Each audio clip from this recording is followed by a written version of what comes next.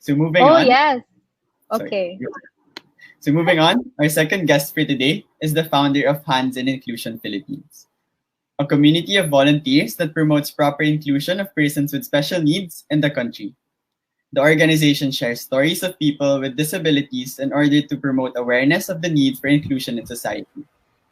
So please join me in welcoming Mr. Roylan Marlon. Thank you very much to the guests and the speakers, and also for Ateneo Speed na rin for your wonderful introduction. So, by the way,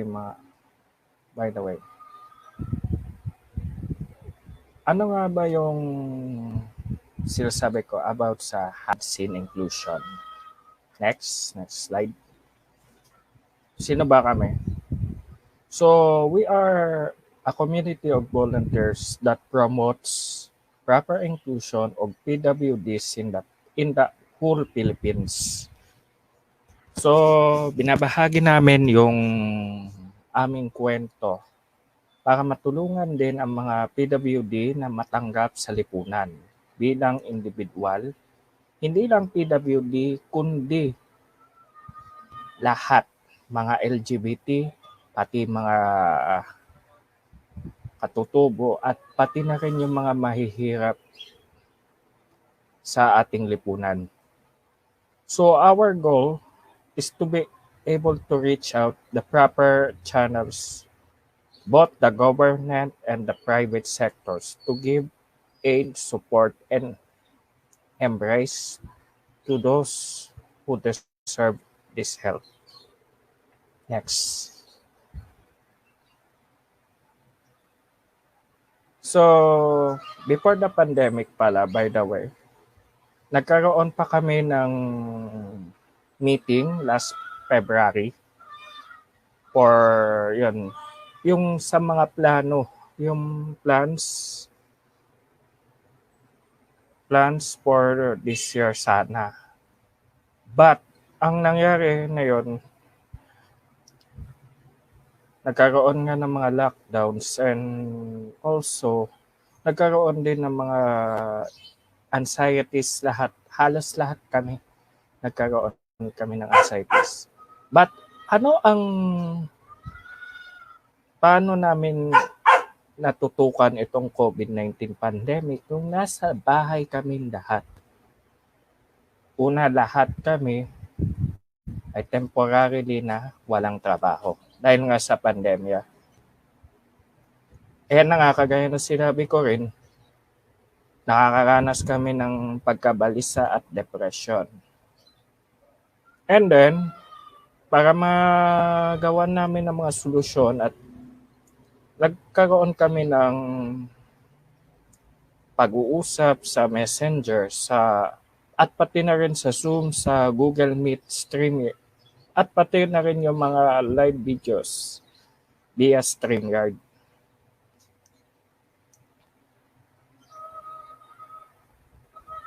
Noong pangalawang araw din ng MECQ, nagkaroon kami ng concert na tinaguri ang Himig Inclusion noong May 17. So, para saan yung concert na yun? Ito yung concert na ipakita lahat ng mga talento ng mga nasa Hands in Inclusion na rin. So, pinagpatuloy pa rin namin yung pagtulong sa mga kapwa namin at maaliw ang publiko kung ano yung mga ginagawa namin kahit nasa bahay kami. Next slide. So, paano kami na yon? So, ito ang pinakamalungkot na bahagi ng aming buhay. Temporary sign-off kami noong June 6, 2020 dahil nga sa pandemic na rin.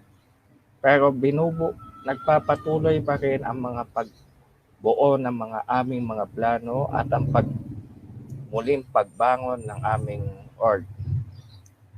At maging na rin sa mga plano sa kinahaharap, lalo na ang aming formalidad. Next slide. So, today, nagkakaroon kami ng kumustahan kada Lunes. Yung, kumbaga, nagbabatian kami, nag-good morning, and then, kumusta ang kalagayan ninyo? At saka, kumusta din ang inyong kalagayan. So, ngayon, nasa mabuting kalagayan na nga din sila. And then, nagkaroon din sila din na may konti rin mga pangamba dahil nga rin sa trabaho. Sa work from home na rin yung iba. And then yung iba na nga sa amin nag-aaral. And then nagkakaroon din kami ng mga meetings. Alin man sa Zoom, Google Meet or Messenger, yung group chat. And then sa amin lahat, karamihan sa amin ay mga vloggers. Next.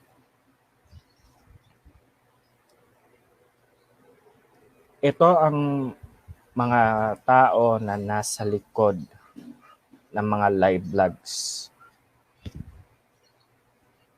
Kasama na ako doon. At ang ito ang mga aking mga kasama. Majority sa amin ay may PWSN at the guy with yung katabi ko, meron siyang cerebral palsy. Next. Paano kami mai-impress na yung ngayon? Kung pagbabasihan natin yung satisfaction, sapat na sa kanila. Dahil nga, una, kahit hayaan ng sabihin nila, kahit sabihin ng iba, kahit anong mga bato o yung mga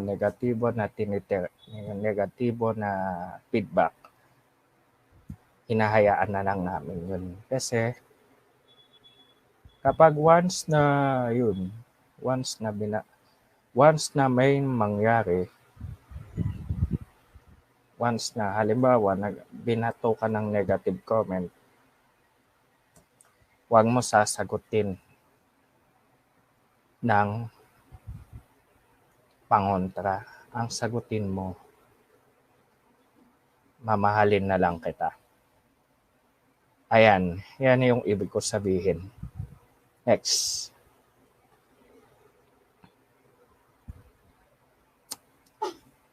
Ito ang matinding hinamon namin nung panahon ng pandemic. Yan, una-una yung aming mga problemang personal o personal issues. Bakit personal issues? Kasi meron pa rin mga nanloloko, mayroon din mga nambubuli, at meron din mga hindi naniniwala akin kung ano ang mga pinaglalaban namin. Kaya ayan, nagkakaroon kami ng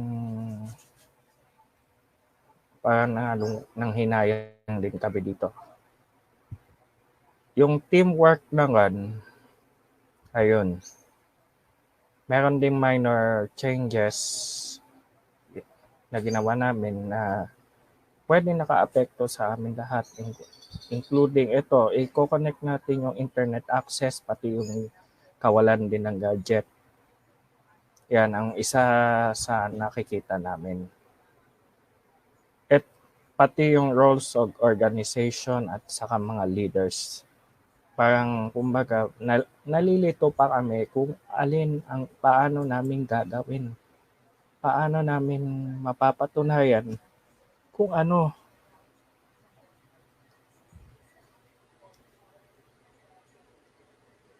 Paano namin mapapatunayan sa madla na kung sa loob pa lang ng aming organization, nagkakawatak-watak na. Ang ginawa namin ng paraan, hinayaan ko na, kumbaga, kung kapag may maluwag. Next. Ano kami nakabangon na yon? Yan. Una, nagkakaroon kami ng routine. Yung pagbati. Batian na good morning. Nag-good morning kami. And then, pag ako ay nag-good morning, meron magsasabi na, mag-ano na tayo. Plano na tayo. And then, pangalawa, yung pag-iisip kung ano yung mga kamalian namin at pati yung mga problema, pati na rin yung ating mga resolution. Ano yung mga solution namin regarding doon? Sa totoo lang kasi, dinadahan-dahan lang namin lahat ng mga makakaya namin.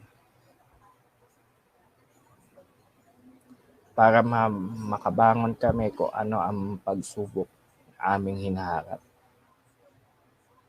At wag ninyo kakalimutan to. Sa lahat ng organizations, mapa-paaralan, mapa-NGO o pribado, maging ehemplo kayo sa anumang bagay. Bakit? Kasi aanuhin natin yan kung wala na nga. Kung hindi nyo gagamitin ang magandang ehemplo, kung maninira kayo lalo. Next.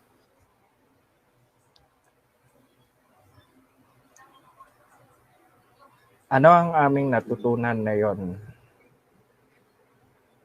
sa panahon ng community quarantine bilang isang grupo? Una, pagkakaisa at saka katapatan.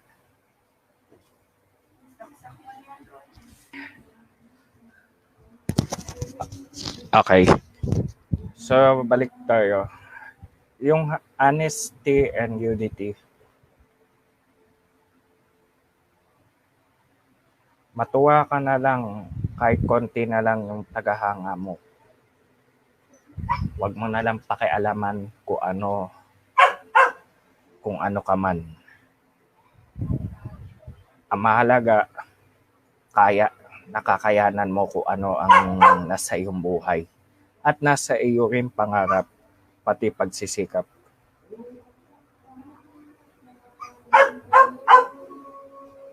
Pangalawa, paglikha ng mga bagay na kakayahan.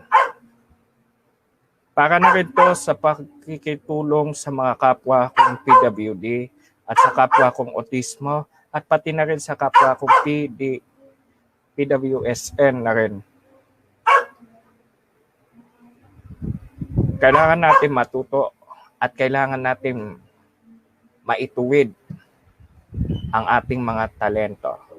At ang panghuli, natutunan ko to sa aking kaibigan, be a bigger person. You will go further like facing challenges that you can get confused and stressed out, but the effort. You will overcome those with confidence. Next. At bago tayo magwakas, mga kapatid at mga nanonood saan man panig sa buong mundo, magbibigay ako ng quote about kay Stephen Hawking. My advice to other disabled people would be concentrate on things your disability doesn't prevent you doing well. And don't regret the things it interferes with you. Don't be disabled in spirit as well as physically. Sa madaling salita, huwag mong pansinin kung ano ang negative side.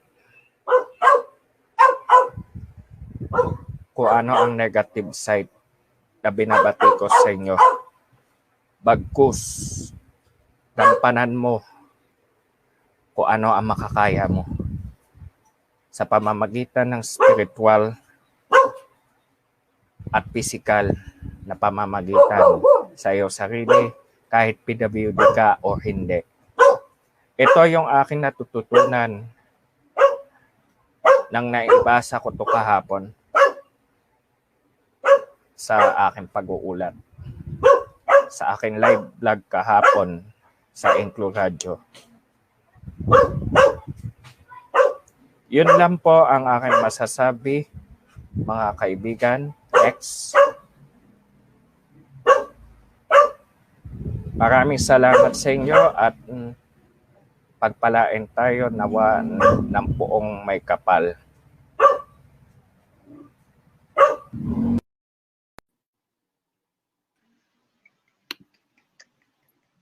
Wow, that was a great talk. Thank you so much, Sir Roylan. Sir Roylan, maraming salamat po sa mga sinabi niyo po. At yung tumatak talaga yung sinabi niyo po na aanhin pa natin yung pinaglalaban natin kung hindi tayo kumilos, di ba? And what you left us with, what Stephen Hawking said na don't be disabled in spirit. And I think that speaks a lot for everyone also. And yun, there's a lot of things that we can take from this talk, from what Sir Royland said also, about really pushing through on advocacy in challenging times and changing times as well, to keep your connection with it and to keep really pushing for it too. So thank you, Sir Royland. Yes, thank you so much. And again, remember to register if you haven't yet in the link provided in the comments down below. It's bit.ly/PWSN testimonials. And if you have any questions for Sir Roylan, comment down na rin, and we'll do our best to have Sir address them in the Q&A portion later. So yes, we will now be having a short break in order to process everything that we have learned so far from our previous two speakers. Okay, so for those of you who are staying with us during the break, we'd like to hear your thoughts, maybe even some realizations that you had throughout these talks. However, in line with our topic, we also prepared a prompt for you guys.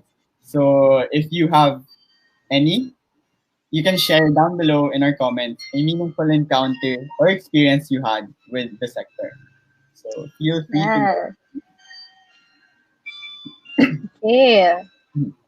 So, Aki, what is your meaningful encounter or experience with the sector? Okay, my meaningful experience with the sector, it's really my first year. The first time I went to a speed event, which was Sparkle. And that was the first time I was processed. That was the first time after event, you're going to get processed for an event. And that's when I realized how my buddy, I remember her name, she was Shanti. And what I realized from spending the whole day with her was that she was not afraid to show her love. In many ways, she was not afraid to hug us, to tell us how much she loves us. And at the end of the day, she wasn't afraid to say, I will miss you.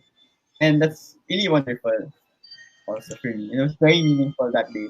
So how about you, Nika? Yes, that's great. I think it's just a general encounter with the sector, but I really love dancing with our partner areas, like the kids from all of the areas that go to school, or sometimes we visit too when we still had on-site classes. So yeah, basically when I was dancing with them, it was just a good time to like release and enjoy your time with the kids. And yeah, like they dance really well. I was kind of blown away. They're pretty talented. Like, disability should not define who you are. Yeah, you are more than your disabilities. Yes, it was amazing. Okay, so let's take a look at the comments now. Let's see. Right. So remember the prompt. It's if you have any, share a meaningful encounter or experience you had with the sector. So or any reflection as well from the two previous talks. Yeah. Okay, we have one from Elisa Flores. So she says that the two talks have shown the challenges of the sector these past months, but also how everyone's responded because of the deep love they have for their organization. Super insightful. Yes, I agree. You know, like I think I speak for everyone when, you know, this pandemic has, you know, not been the best for us and more especially for the sector. So at least, you know, we're all coming together now and doing our best to help especially those who are in need of, you know, our help and everything. Yeah. All right, that's true. Like there's a lot of adjustments we have to make during these times, but to really pull through with all our initiatives is amazing, given our heart for and passion for what we Yes. Yes. yes. Okay. Here we have one comment from Marie Macaranas. She says, when faced with negative comments and actions, it's better to react with love instead of fighting back. Thank you for that, Sir Roylan. Amazing. I agree. Yeah, you know, if Also, you have nothing good to say, don't say anything at all. that's true. That is true. That's one of our core values here, acceptance. Yes. Okay. One more comment from Carlos Kanahashi. So, what I learned from Leah and Roylan is that we can meet virtually and to show the Bayanihan spirit. Yes. Like there's a lot of boundaries now with the virtual setting and everything, but we can't take away the human aspect of everything right now. And I think that's really what we have to keep with what we do as we continue with all these changes moving forward. So yes. Thank you for that, Carlos. So all right. We're looking through the comments right now. Who else can we um, Oh, okay. Here, there's one from Sophia. So she says, sobrang halaga po maging magandang ehemplo para sa iba, lalo na sa gitna ng mga nararanasan natin ngayon. Thank you, sir, for the reminder. Yes. It is important to be good examples and good role models to our fellow human beings. Okay. It's very lovely to share all your thoughts throughout these Yes. talk. Keep commenting. Keep commenting. All right. So we have Dani who shared her experience. Dani Concepcion.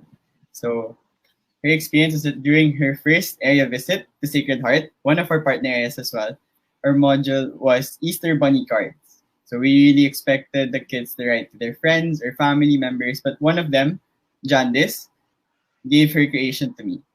And I still have the card attached to my corkboard. Oh, So, that's really nice. great.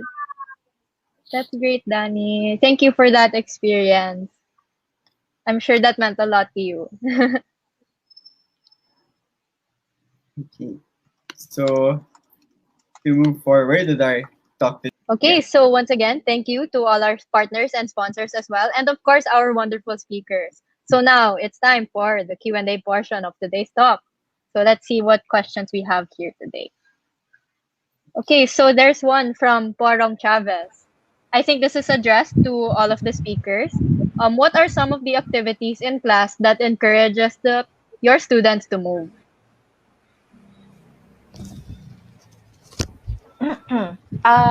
If I may answer, yes. There are a lot of activities that encourages movement no inside the classroom. So we can have as simple as singing and dancing, just following through with videos on YouTube. Just make sure na kid friendly talaga siya no. And as we have our online classes, us teachers realize how it is important for the students to move now kasi nga since they're all locked up inside the house, yung iba very limited yung space to move around. So as simple as an 8 to 16 count exercise or a simple dance routine will help them will help them to move. And also to add, there are some activities that can be done like for counting.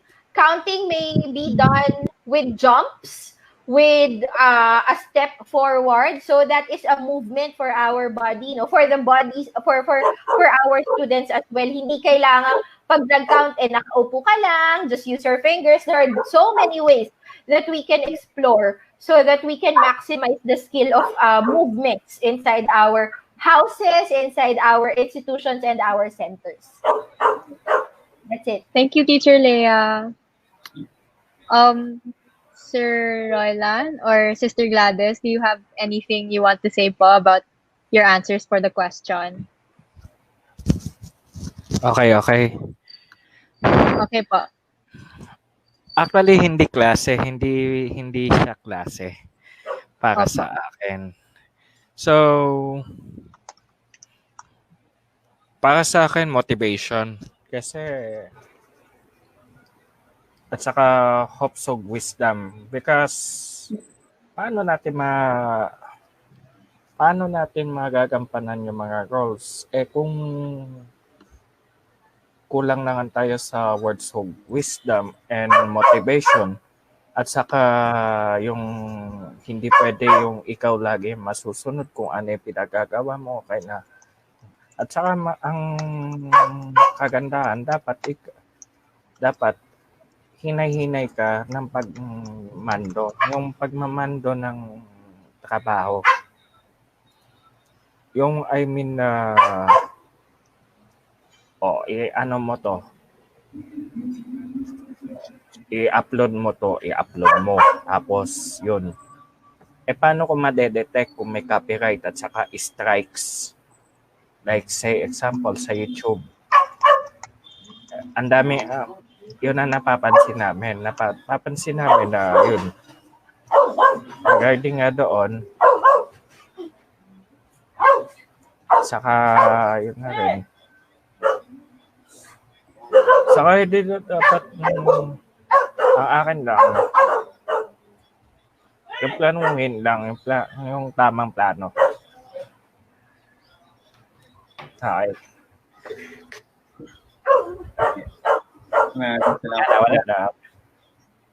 Wala na. Sige po. May susunod po na tanong galing kay Alicia Flores. Since we're all part of organizations or schools, when you or someone in the org feels heavy and tired because of the challenges due to the pandemic, what are ways that you support each other? Again, if I may answer, I know it's actually a great challenge to everybody, and it is important for everyone to keep sane during this time. So, like what I mentioned at the start of the talk, it's good that you check out on each other. Just send out a very simple message asking how are you doing, not just for teachers to teachers. You also have what we realized under this pandemic is that we had a personal connection with the parents as well, because they are also greatly affected because of the challenges of this pandemic. Kasi sa kanila na ibigay yung responsibility actually to educate the children. Us teachers, kami ay nagsusupport lang sa ngayon, nagbibigay ng activities, pero the hands-on people behind the education of the students now under the pandemic are the parents, the caregivers. So it is good when we start our class, it is parang nagiging routine na rin to ask the parents how they are, how's their day, as simple as did you eat breakfast. So it's important. It's important to check out on each other, and this kind of questions will give you a sense of support. You will feel na hindi ka nag-iisa. Hindi ka nag-iisa dito sa ginagawa mo, kasi alam mo na lahat tayo ay partners. Lahat tayo ay partners. And as an example, Ateneo Speed, my partner area head has been texting me all the time, sending emails, and asking how the students are. It's very overwhelming. It makes us feel na we are not alone under this kahit na very challenging, very chaotic ang education ngayon. We feel that each one is a support to one another. Yan. Thank you. Thank you po, Teacher Lea.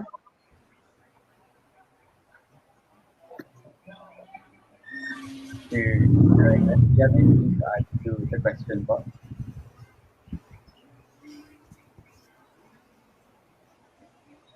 Ano pa? May dadagdag pa po kayo sa nasabi na po ni Teacher Lea tungkol sa how you support each other po in the organization. Ay, ganito yan. Kasi ganito yan. Ito yung kasasagsagan ng lockdown. Yung i-share ko lang sa inyo to. Nagkaroon kami ng hindi pagkaunawaan ng kasi ang nararamdaman niya na napapagod na siya. Pagod na siya at saka pwersado na. Tapos nagtatanong parang gusto niya magpahinga na lang kami. Yung kumbaga isa shutdown.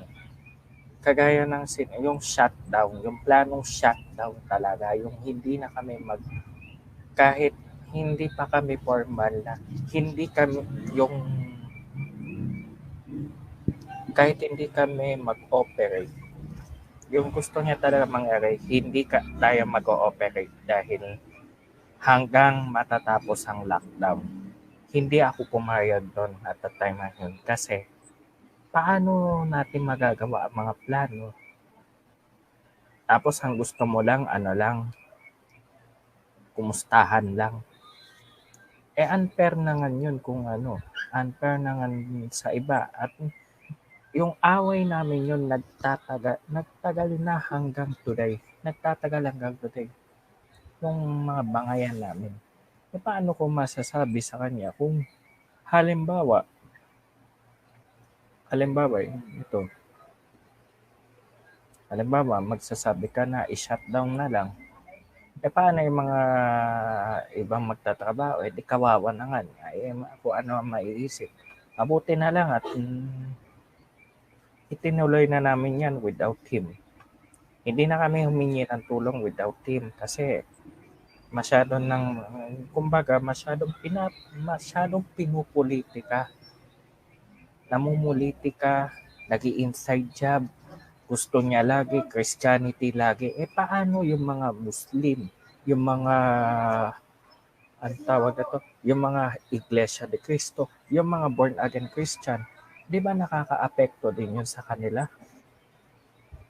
So, gumawa pa siya ng constitution before the lockdown na sinabihan niya yung isang member, alam mo, hindi Catholicism ang ipopromote natin lagi.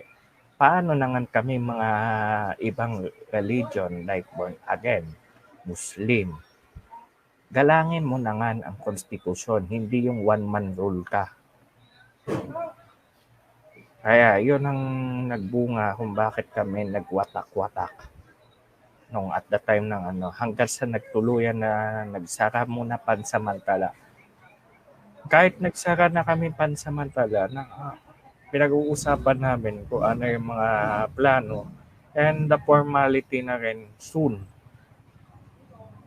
Kasi hindi pa natin matitiyak kung kailan talaga matatapos ang COVID-19 pandemic. Ang pagkasabi meron nga akong isasabihin sa inyo. Meron ako kasing pinakinggang talk na magtatagal ang COVID-19 pandemic talaga. At prenangka kami. Nationwide lockdown ang gustong magkakaroon ng second wave. Kaya yan, I will ask you everyone, handa na ba tayo for the second wave? At handa na ba tayo kung ano ang mga resources natin? Hindi pwede yung angal ka ng angal ng angal ng angal ng angal. Yung parang ikaw lagi ang napapagod dahil gusto mo kung ano yung pinaglalaban mo. Yan ang isasangguni mo sa ating pamahalaan. Napakaano yan.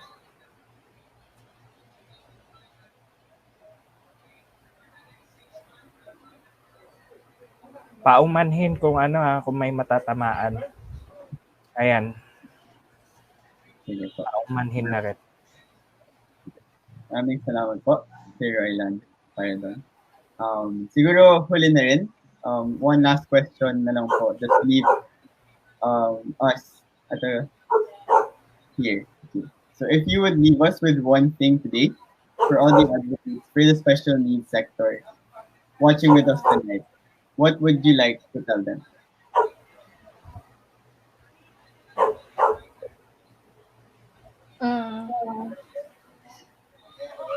Si Teacher Leia muna. Okay po, Sir Royland. All right. If there's one thing that we can tell our advocates for today, is just to stay positive and to not stop in exploring possibilities, because there are so many possibilities. It is challenging. It really is challenging. It is really hard. It will be very difficult at the start. It will be, it seems like parang kakayanin ba talaga? Laging ganun yung question. Kakayanin ba talaga? But if we don't try and if we do not exert effort to exhaust all the possibilities, we will not know that this kind of way of learning now under this pandemic is possible. We have been challenged with a typhoon during the pandemic pa. So it's like a double challenge, but we are still continuing. We are still continuing, and we can say that all of this are working. We were able to continue with the Speed Week. We were able to continue with activities from our school, from the other institutions. So I believe that not stopping in exhausting all of the possibilities that we can, all of the ways that we can serve our PWSNs, and staying positive are some of the attitude or the character that we should have as advocates for us to be able to continue to share and to give service to our PWSNs. That's it. Yes. Thank you, Teacher Leia. Sir Royland, may Apo. nagdag po ba kayo? Okay. Yung itong tanong na to, one thing for the advocates. Ang maipapayo ko lang sa kanila, hindi lang sa mga PWSN at hindi rin sa mga at pati na rin sa mga PWD, pati anumang estado ng PWD. Ito na yun. One word. One phrase pala. Believe in yourself. Walang mangyayari kung sa umpisa angal ka ng angal. I cite with an example. Paano kung halimbawa pinuna yung ginagawa mo na tapos nagagalit ka? Do you think matutuwa yung client mo? Hindi. Pagbutihin mo pa instead na umangal ka. Dahil ang mahalaga yung kaayusan ng iyong trabaho, hindi yung pagiging yung pinapairal mo yung pride mo at pagiging hindi matatamaan, pasensya na kung matatamaan na. Hindi sa quality ng pera ang habol. Lahat tayo naghihirap. Kung gusto ng iba na easy money, pasensya na. Hindi lahat makukuha sa madalian na yun dahil nagdudusa na ang buong mundo. Nagdudusa din ang bawat pamilya saan man panig sa Pilipinas. Ayun ang masasabi ko lang. Maniwala sa sarili lamang.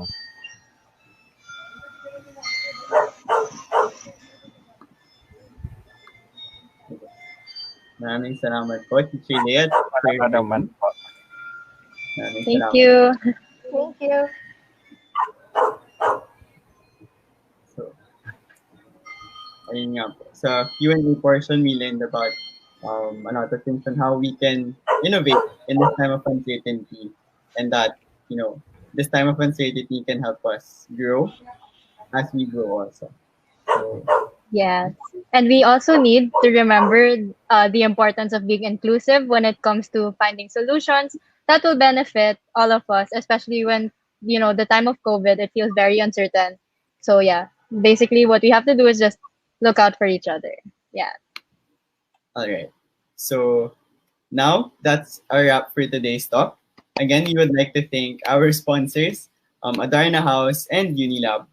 And before we close this talk, we would like to thank our three speakers, Ms. Lea Buenaventura, Sister Gladys Malinao, and Mr. Roland Marlang, for being with us for our Speed Week today.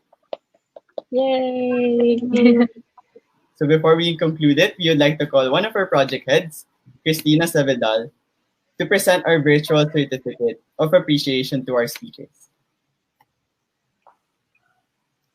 Okay, so before we end today's live stream, we want to give our warm thanks to the speakers by awarding these certificates of appreciation to Lea Camille M. Buenaventura, Royland G. Marlang, and Sister Gladys Malinao in recognition of their valuable participation and insights on the talk, community stories, testimonials on how PWSNs are faring in the time of COVID, given today on the 8th of December 2020.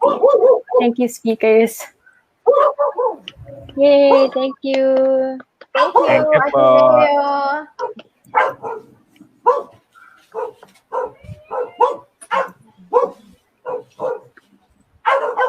Ayun, wow. Okay, so we would also like to thank everyone who helped make this talk possible, and of course to all who's watching with us today at this live stream. So make sure to give us feedback by clicking the link to the evaluations posted in our live stream's description. So we wish everyone the best and remember to stay safe.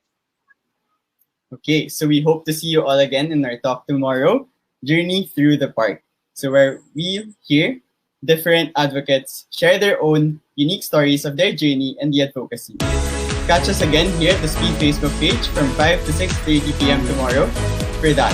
So that's it from us again, and we are your hosts, Aki Malabanan And Mika Fernandez, signing out.